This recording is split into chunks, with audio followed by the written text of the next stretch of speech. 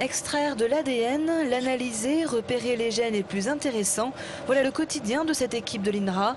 Objectif, créer des variétés de blé plus performantes. Pas de manipulation génétique ici, il s'agit juste de croiser des variétés de blé différentes entre elles pour en obtenir une nouvelle qui aurait les propriétés souhaitées. En cela, le projet Buduit est du pain béni pour l'INRA. Il pourra mener plus efficacement et à plus grande échelle ses travaux. Ce qu'on veut faire, c'est repérer le long des chromosomes où sont les régions qui sont intéressantes pour améliorer la qualité, améliorer le rendement. Et on doit combiner tout ça aussi avec des analyses dans les champs. C'est-à-dire que si on dit un gène est code pour une résistance à la sécheresse, il faut qu'on puisse aller voir dans les champs si effectivement la plante qui a le bon gène est résistante à la sécheresse.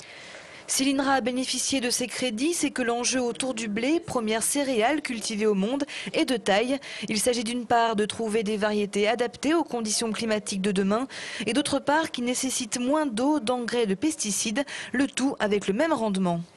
Les stocks de blé sont à des niveaux très très bas et donc dès qu'il y a un peu de tension sur le marché ou qu'il y a un pays qui produit plus comme la Russie avec les incendies par exemple l'été dernier, immédiatement ça fait doubler le prix du blé. Donc c'est stratégique pour le monde en général, pour la France puisqu'on est un des plus gros exportateurs mondiaux, on est le 5e exportateur mondial. Donc pour la balance économique française c'est aussi important.